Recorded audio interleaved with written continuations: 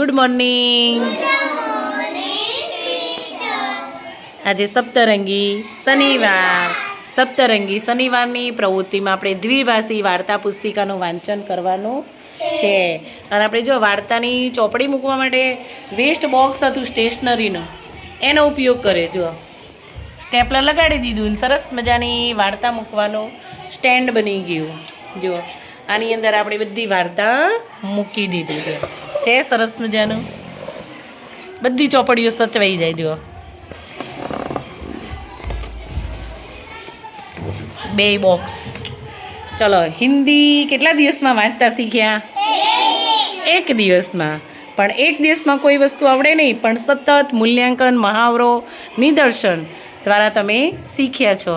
તો હિન્દી વાંચવું ધરતીબેન કેવું લાગે છે? મસ્ત. અઘરું લાગે છે? સહેલું લાગે છે? રોશનીબેન બોલો બોલો. મને પહેલા હિન્દી વાંચતા આવડતું નહોતું, હવે ટીચરે શીખવાડી દીધું.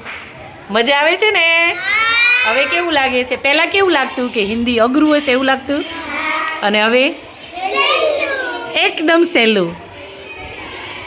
તમને પ્રિયાંશીબેન ગમે છે હિન્દી વાંચવું? Very good. બધાને વાંચતા આવડે છે? વાંચો તો રોશનીબેન. मेरी कहानी का नाम मुझे दुनिया पसंद है. Very good. વાંચો તો.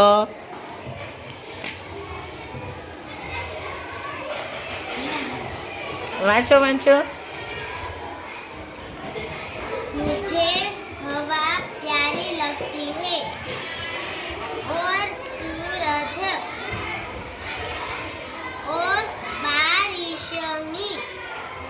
मुझे धरती प्यारी लगती है.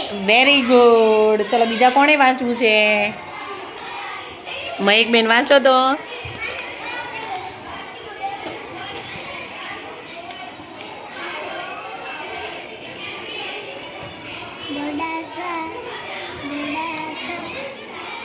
एक बड़ा सा पेड़ था.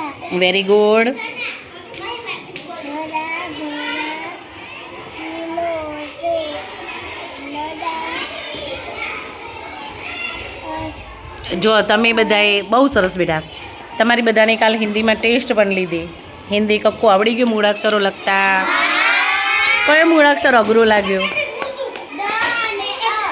દ અને એ. બાકીના બધા મૂળાક્ષર સહેલા લાગ્યા. તો દ અને એ ધ્યાન રાખવાનું, બરાબર?